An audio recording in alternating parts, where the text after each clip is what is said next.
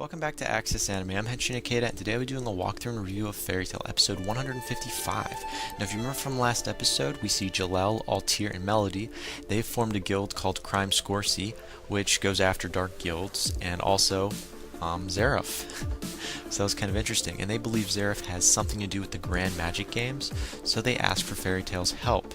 Now, in order to pay Fairy Tail to do this kind of job, Altair volunteers to use her power to enhance Natsuo and everyone else's power that's on the island currently, who got screwed over when they went to the Celestial Spirit World. So now they're getting all powerful now. Now we also do a little cutscene with Jalel and Urza.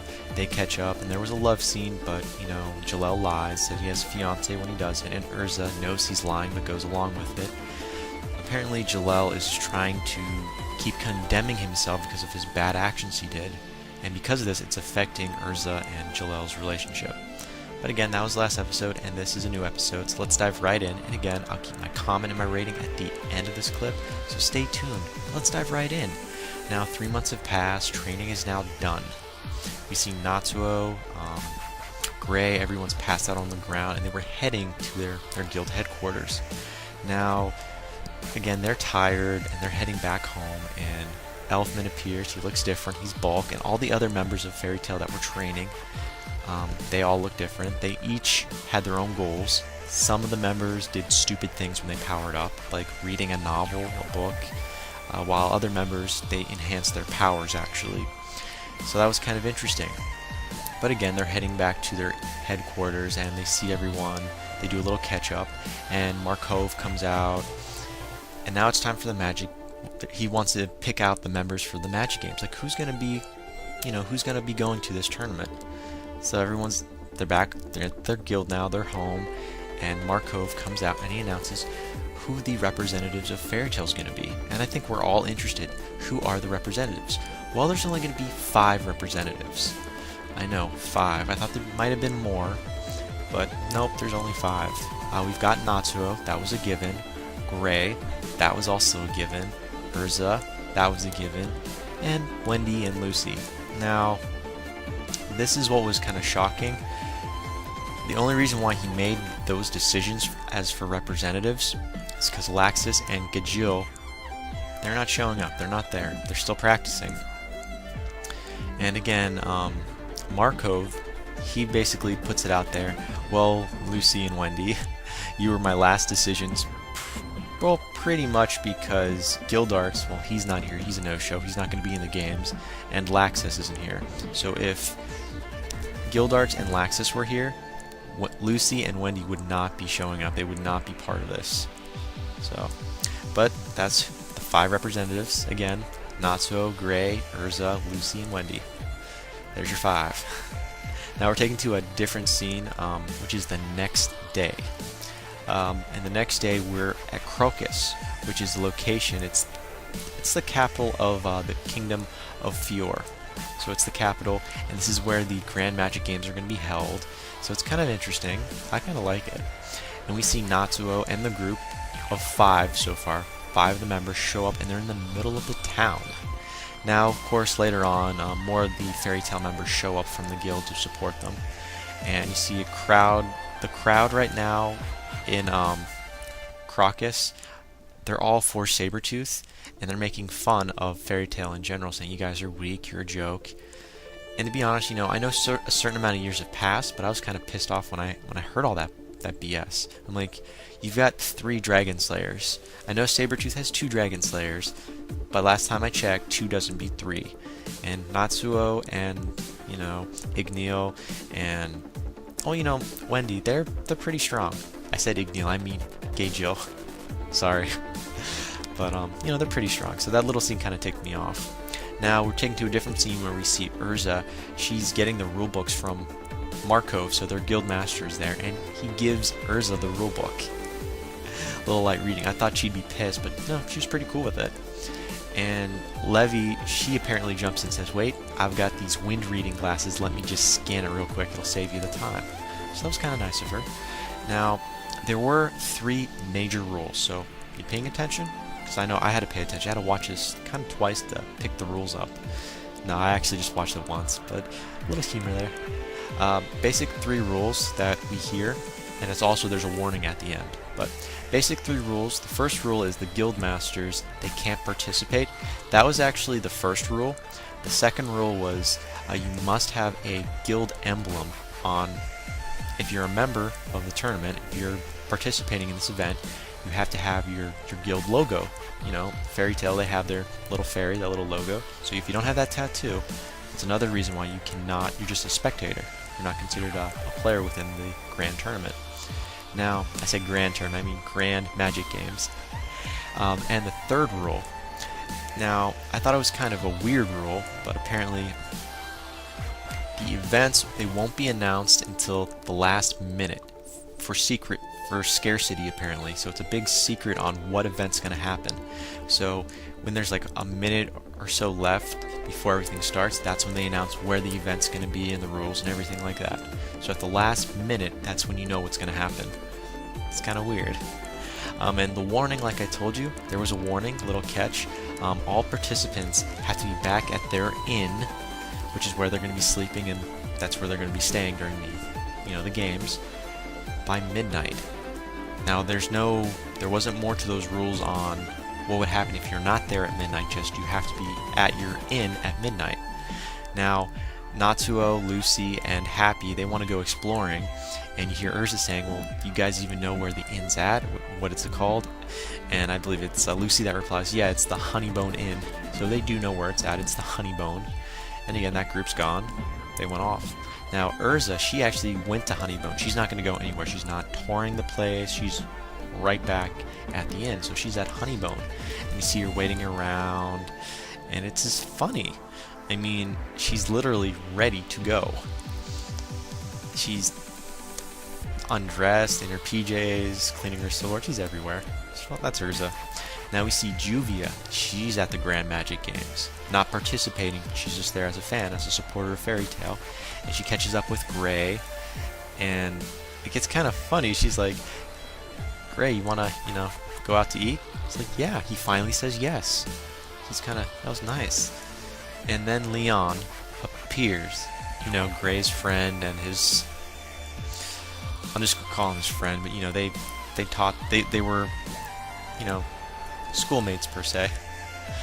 But yeah, he ruins it, and he jumps in taking Juvia, and he makes a bet.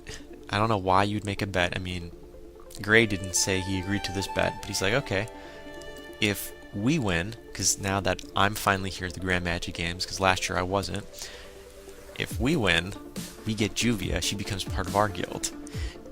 And, if I lose, well, you can have Juvia back. And Gray's like, it's a win-win situation for you. If you win, you get something. If you lose, well, you didn't have anything to start with to begin with, so you're not going to be losing anything. So he doesn't agree to the bet, but we don't really know if that bet's realistic or not. So that's kind of where we're at there. Now, we're taken to Urza, and apparently, remember Kotobuki? He's from Blue Pegasus. He appears out of nowhere at the Honeybone Inn, and it kind of scares Urza, kind of freaks her out, and she just punches him, and he goes flying. And then, of course, Kotobuki's 3 subordinates, they're there as well, and she tears them a limb, she tosses them out as well. And that was kind of funny. You gotta find the humor in that. Now, it's now nighttime. We see Carla and Wendy, and they're at the Flowerlight Palace, Marcaris. I think I pronounced that last name right, Marcaris. And they're just checking the area out before they go back to the Honeybone Inn. And apparently they're being followed. We don't know who this person is, but someone from the distance is watching them. Now we're taken to a different scene. We see Natsuo, Lucy, and Happy. Natsuo hears the word fight, and that's Natsuo. He jumps right in. He's like, okay, where's this fight at? And then he's like, wait, I smell dragons. Like, it's the fragrance of dragons. And then we see Sting and Rogue, and apparently they're beating up someone, or someone's on the ground that they beat up. And, Sabretooth. They're with their Exceeds, and they're there, and the crowd's like, it's Sabretooth. Well, I don't believe the crowd said it was Sabretooth, but they're being recognized, it's Sabretooth. And, well, their Exceeds kind of run their mouth, and their Exceeds say, well, Sting and Rogue, they're the 3rd generation. They're hybrids, you know, because they have the Dragon Larkum. I can't even pronounce that right. And they also were raised by dragons, where the 1st generation, Natsuo, Gejio, and Wendy, they were raised by dragons, but they didn't have the Dragon Larkum in them, where Laxus and, well, I'll just say Laxus in general, Laxus and Cobra, I believe it was Cobra, these guys weren't raised by dragons, where in fact they had the Dragon Larkum embedded in them. So this 3rd generation thinks they're stronger than the 1st generation and 2nd combined. But here's the catch. What makes them even more different? This is what Sabretooth basically says. Well, as a group, this is what both the Sabretooth members, Sting and Rogue, did. They killed their dragons, which apparently makes them different from Natsuo, because Natsuo, they didn't really kill his dragon in general. Instead, you know, his dragon went missing during the 777, and that's what Natsuo was actually asking. Did you guys lose your dragons during the 777? And the answer was, in fact, no, we killed our dragons, which pissed Natsuo off so much. But we don't do a confrontation. There's no really fight going on there. We're taken to a different scene where we see Urza. She's waiting and she's yelling at Natsuo and everyone else that shows up. And Wendy's nowhere to be seen, nor is Carla. So again, Natsuo doesn't get in a fight at all. He does not fight Rogue or Sting. We're just taken to a different scene. And they're just, you know, being yelled at by Urza. And again, Carla, Wendy, no show. And then Elfman and Lizana appear. And it's now midnight. Urza is like kind of worried because, you know, Carla, Wendy, not there. They've now broken one of the rules. Now we don't know what's going to happen, but out of nowhere, a guy that looks like a pumpkin appears, like in the middle, like virtual reality type of look, like a VR look, in the middle of the whole carcass of the whole castle per se, and he explains there are 113 different guilds, and this year there's going to be 8 guilds that are going to participate in the magic games, the Grand Magic Games. So they're going to have an elimination round, and they don't know. Fairy Tail right now does not have all their members. Although this is kind of interesting, when Urza was checking into her inn at Honeybone, there were 6 beds, not 5. Interesting. There's an extra bed. But sorry, I digress. Diving back in, it was kind of interesting because 113 guilds, wow. And they kind of explained they've been growing over the past years. There's more guilds joining, and apparently this year they're cutting the slack. There's only going to be 8 guilds. So that was kind of interesting. And all of a sudden, their inn, Honeybone, starts to rise. And then we get to hear what the rules are. It's going to be a race to the game's arena. Donos Flew or Few, I don't know how to pronounce it. It's just to the arena where the games are going to start. And these little magical paths appear in midair right in front of each of the inns, which are now in the air, may I add. And they don't have Carla or Wendy, none of them are there. So they can't really start. I mean, they can start, but they don't know what's going to happen, because here's the catch. Whoever doesn't make it to the arena, the first 8 teams that are there, first 8 guilds, they're going to be in the games. Everyone else doesn't. They're disqualified. But if you don't have all your members, you're disqualified. So you're kind of screwed there. So that's where the episode actually ends. But we also hear a little light mention about the Sky Labyrinth. Not a lot of information there, just that this guy, which we don't know his name, who looks like a pumpkin, basically explains they're not going to be held accountable for anyone that dies. And you can use as much magic as you want in this games too. So you can use as much magic and you can die. So it's kind of interesting. And again, that's where the episode ends. Now, final thoughts right now. Well, first of all, who is this pumpkin guy? And is he like in charge of the games in general? Also, what guilds are going to be in the Magic Games? If you follow the manga, of course you know, so don't spoil it. But definitely comment down below on that. But that was one of my final thoughts. Also, where is Wendy and Carla? We don't know. Are they already at the arena? Were they kidnapped? Or just lost? Don't really know there. I hope they make it. And why were there 6 beds at the Honeybone Inn instead of 5? Kind of interesting there. And one more final thought. Sting and Rogue, I know they're hybrids. They've got the crystal, the embedded dragon Larkum, and they were raised by dragons and they killed their dragons. But that doesn't mean you're better than Natsuo, though. I mean, he now has been enhanced thanks to Altair, so he might be a lot more different. He mastered lightning and fire. If he can do that based on what he was able to learn, I already know he's stronger than Sting and Rogue. So I don't know what Sting and Rogue are really BSing about. But that ends it for my final thoughts. As per rating, I should have by all means given this a 3.5 out of 5. I think I've been saying this a lot lately. But there were no battle scenes. But we had a shitload of information, and information is good right now.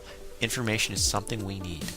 So I'm going to give this a 4 out of 5, only because we get to see everything coming together more, So definitely 4 out of 5. Now I still have 3 more walkthroughs and reviews to do, so definitely stay tuned. But again, comment down below, thumbs up, thumbs down, subscribe above, and check me out on Twitter, follow me if you want. And let me know what you thought about this episode, and what do you think the next episode's going to be like. But again, that ends it for today, and before I forget, can't stop the access, but you can watch the feed. I'll see you later, guys.